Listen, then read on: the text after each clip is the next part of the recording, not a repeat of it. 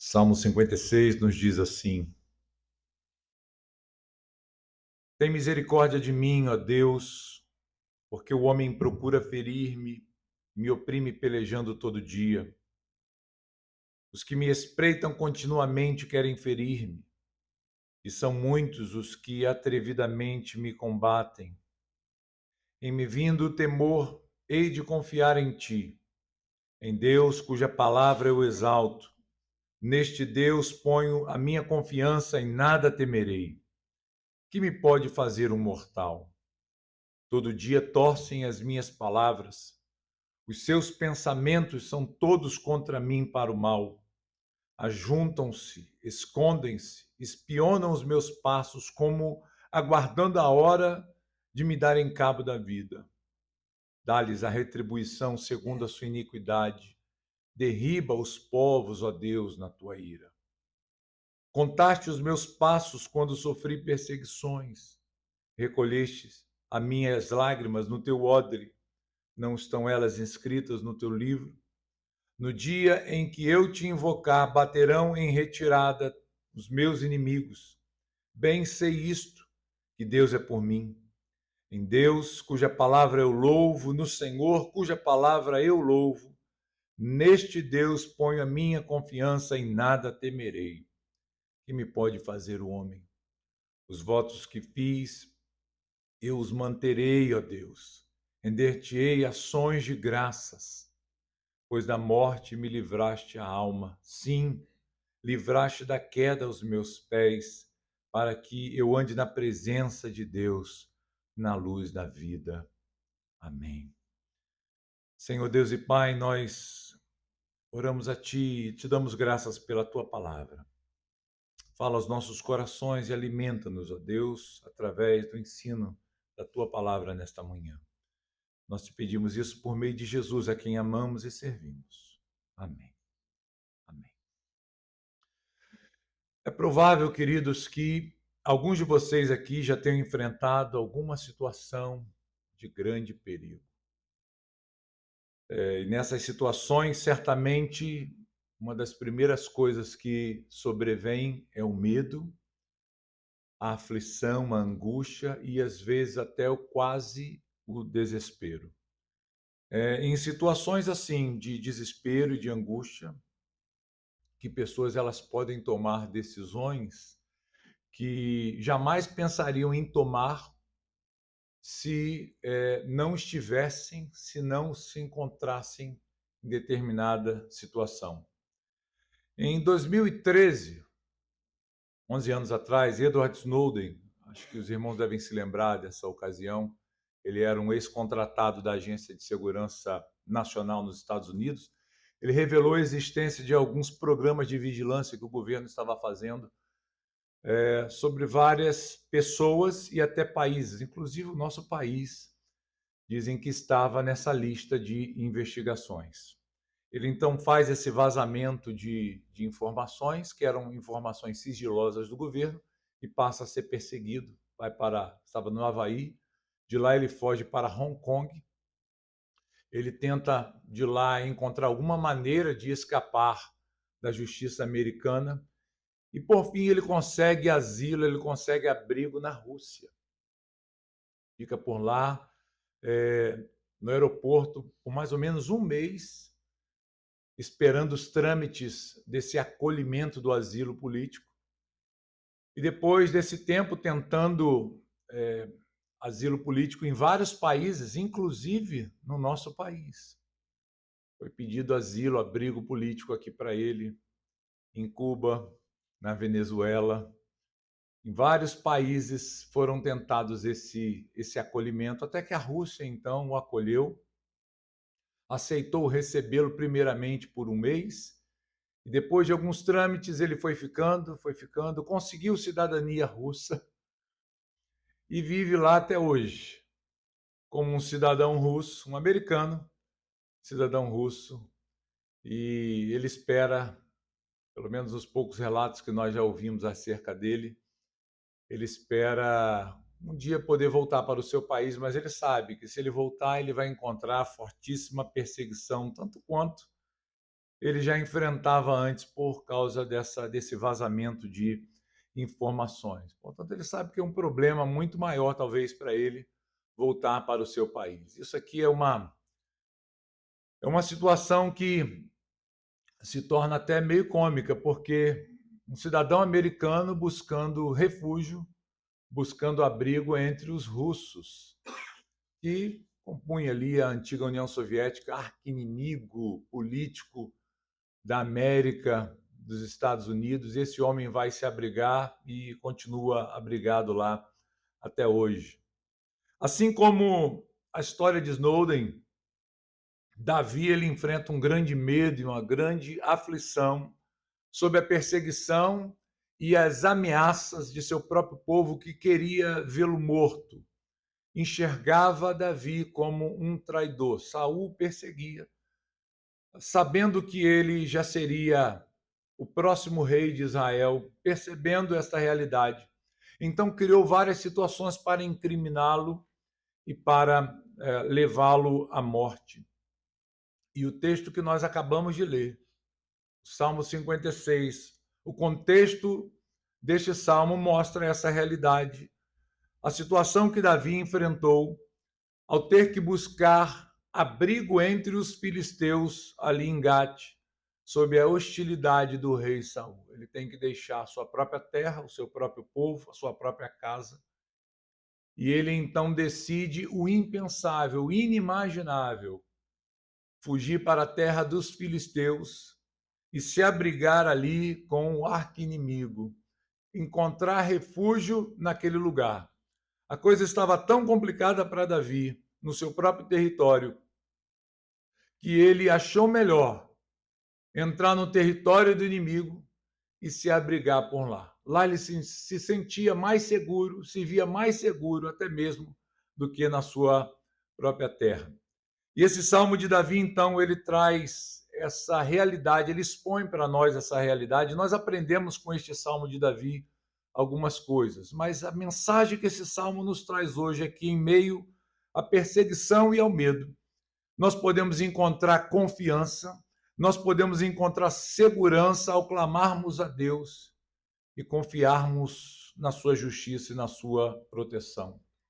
Sobre o que o texto nos fala, sobre o que o Salmo 56 nos ensina. Vejamos então. O Salmo nos ensina sobre três realidades que eu queria pontuar rapidamente com os irmãos nessa manhã, nessa meditação bíblica. Primeiro, o clamor por misericórdia em tempos de perseguição. Se os irmãos olharem os versos de 1 a 2, Davi ele se apresenta diante de Deus, expressando totalmente o seu desespero e sua aflição devido à perseguição de Saul. Ele vai buscar na misericórdia de Deus o seu socorro, ele vai buscar na misericórdia de Deus o seu livramento. Ele sabe que no Senhor está o refúgio que ele precisa. Então se apresenta diante de Deus com essas palavras dizendo: Senhor, tem misericórdia de mim. Olhe para a minha aflição, olhe para o meu lamento, olhe para o meu estado. E ele diz que esta súplica tem fundamento na perseguição que ele está sofrendo de homens, não apenas na sua própria terra, mas também, como nós veremos, na própria terra estrangeira. O fato dele estar abrigado em Gate não significa que Davi está tranquilo.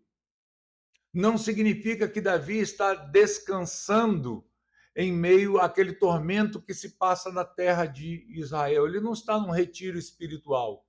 Ele não está num tempo de tranquilidade. Pelo contrário, ele está vivendo sob tensão.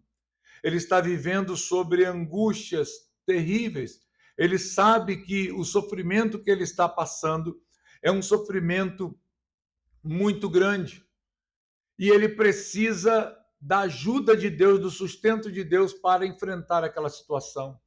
Eu queria que os irmãos deixassem o texto aberto aí no livro dos Salmos e voltassem lá para a primeira de Samuel, no primeiro livro do profeta Samuel, no capítulo 21, aonde nós vamos encontrar esse relato de Davi chegando à terra dos filisteus, em Gate.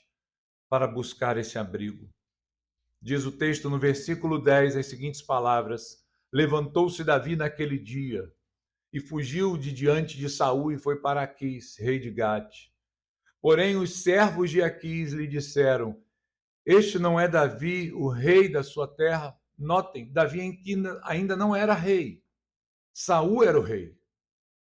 Mas os próprios filisteus já o reconheciam como sendo o rei de Israel. E eles perguntam então para Aquis: não é este Davi, o rei de Israel, o rei da sua terra? Não é a este que se cantava nas danças, dizendo: Saul feriu os seus milhares, porém Davi os seus 10 milhares? Davi guardou essas palavras, considerando-as consigo mesmo, e teve muito medo de Aquis, rei de Gate, pelo que se contrafez diante deles, em cujas mãos se fingia de doido, esgravatava nos postigos das portas e deixava correr saliva pela barba. Então disse Aquis aos seus servos: bem vedes que este homem está louco, porque me trouxestes a mim? Faltam-me a mim doidos para que trouxesses este para fazer doidices diante de mim? Há de entrar este na minha casa? Queridos irmãos, podem perceber aqui a realidade, a gravidade da situação de Davi. Como eu disse anteriormente, Davi não estava numa colônia de férias. Ele não estava totalmente tranquilo naquela terra, porque ao chegar na terra dos filisteus em Gate, embora obtivesse de certa forma o favor do rei Aquis, os próprios servos sabiam quem era Davi e tentaram alertar o próprio rei, dizendo: olha, este homem é o rei de Israel, ele é um grande guerreiro, o que ele está fazendo entre nós? E diz o texto que Davi, quando percebeu isso, qual foi a estratégia que ele adotou? Uma estratégia de doido. Ele se faz de doido, ele se faz de maluco. Ele começa a falar coisas com coisas sem sentido. Ele começa a babar. Ele começa a arranhar as portas, a riscar as portas, tentando demonstrar uma insanidade para aquelas pessoas que o observavam, preocupadas, cautelosas com a sua presença. E essa foi a estratégia de desespero, ou a segunda estratégia de desespero de Davi. A primeira foi fugir para a terra dos filisteus. A segunda, diante de uma ameaça presente, ele se finge de maluco, para que o rei pudesse olhar para ele e falar assim: esse homem não representa nenhuma ameaça, já tem doido suficiente na minha terra. Para que vocês estão trazendo ele para mim? Larga esse homem quieto, ele não pode fazer mais nada. Davi, ele está com medo, ele está desesperado, ele está aflito diante desse quadro que ele está enfrentando aqui. A sua aflição o leva primeiramente a fugir para a terra dos filisteus, a terra de Gate. Você sabe quem era de Gate? Os irmãos se lembram qual era o grande guerreiro de Gate? Golias. Aquele a quem Davi venceu ainda jovem, um menino, enfrentando ele apenas com uma funda nas mãos. Corta sua cabeça no campo de batalha e impõe terrível derrota aos filisteus. Este homem se torna um herói por vencer o herói de Gate. É exatamente nesta terra que Davi ele vai buscar abrigo. Que ironia, não é verdade, irmãos? Que grande ironia.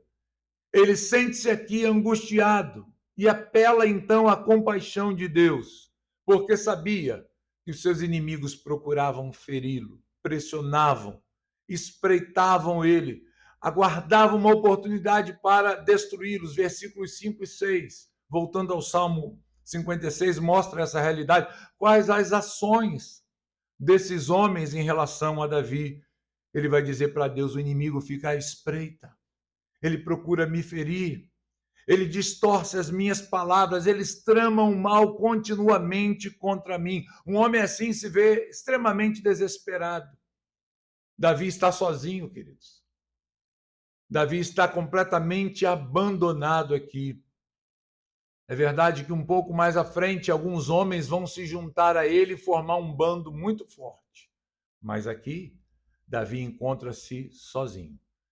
Ele está aqui numa situação terrível, sendo atacado de todos os lados, tantas ameaças.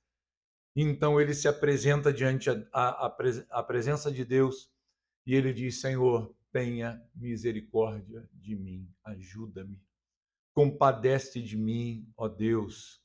Eu estou enfrentando tempos terríveis e maus, tempos de perseguição.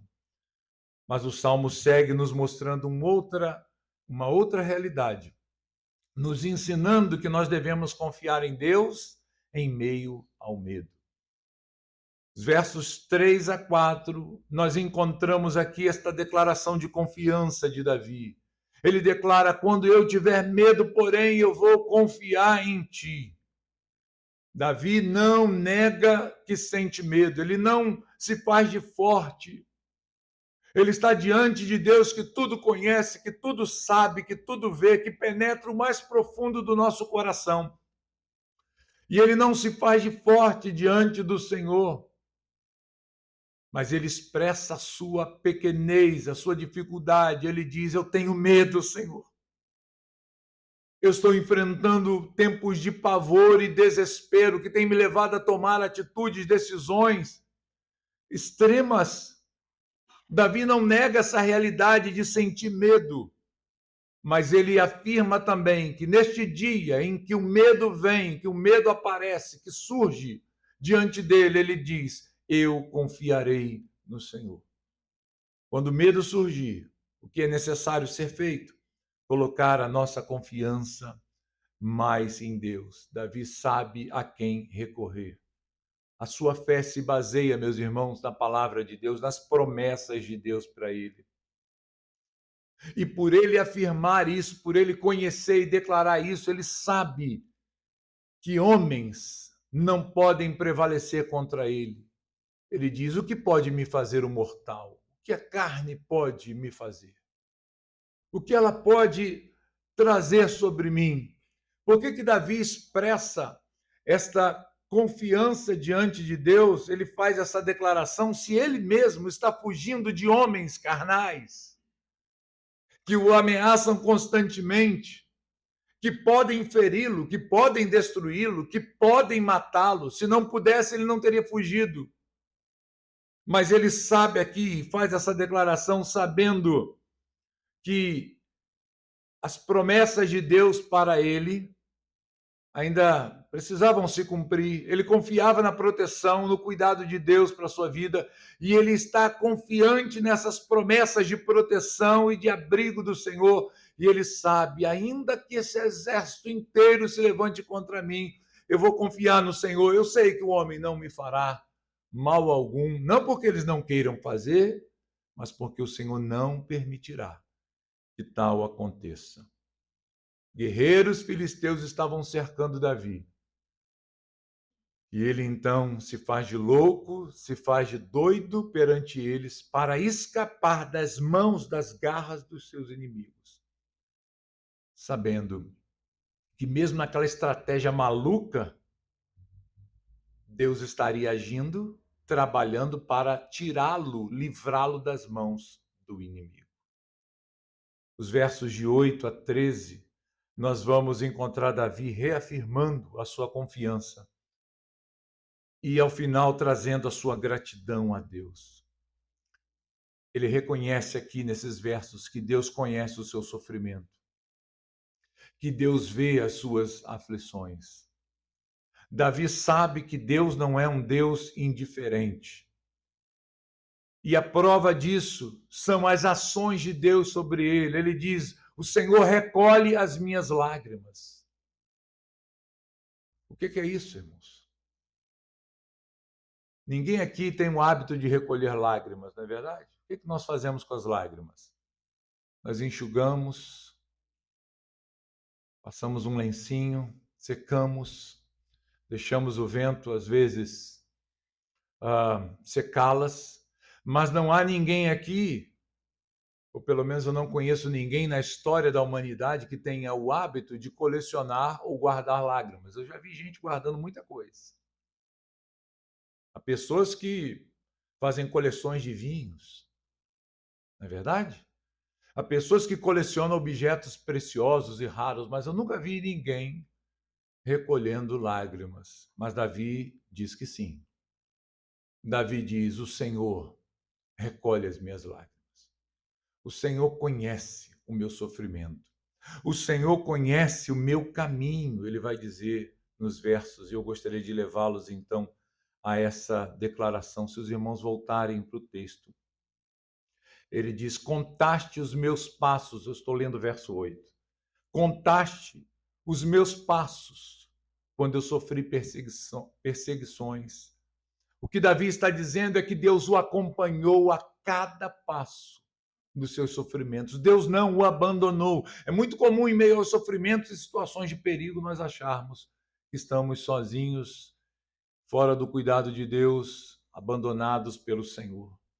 Mas Deus não apenas guarda lágrimas, mas como ele também conta os passos do seu servo em meio às perseguições. Recolheste minhas lágrimas no teu odre, não estão elas escritas no teu livro? Davi diz: o Senhor escreveu cada lágrima, anotou. Essa é a ideia que ele está trazendo aqui. O Senhor anotou cada lágrima que eu chorei, cada dor, cada desespero, cada passo que eu dei nessa senda de sofrimento.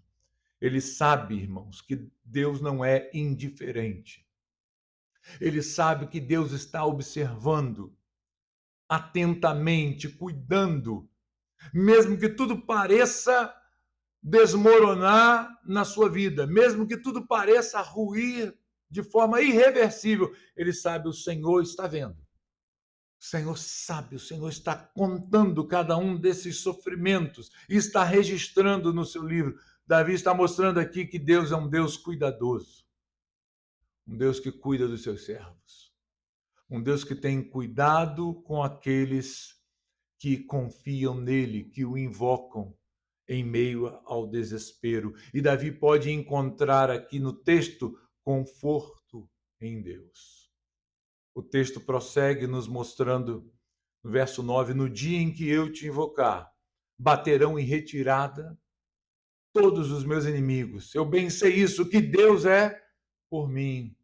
Davi estava sozinho, mas ele sabia que o principal, a pessoa, o personagem principal estava com ele. O próprio Deus estava ao seu lado. E ele diz: quando eu clamar ao Senhor, os meus inimigos vão fugir. Deus está do meu lado. E ele, mais uma vez, repete a afirmação do início do Salmo. Ele diz: em Deus, cuja palavra eu louvo, no Senhor, cuja palavra eu louvo. Ele está relembrando aqui a sua confiança nas promessas de Deus para si. Neste Deus ponho a minha confiança e nada temerei. E ele repete, trazendo mais uma vez essa afirmação: que me pode fazer o homem?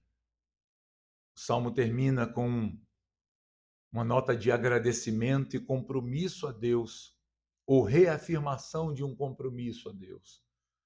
Os votos que fiz, eu os manterei, ó Deus.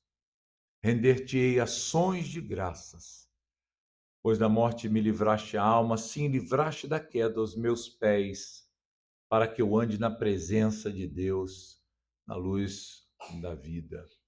Que maravilha, irmãos, nós olharmos para um salmo como esse e vermos o cuidado de Deus para com o seu servo e a confiança do seu servo no seu Deus, em meio ao caos, em meio ao desespero.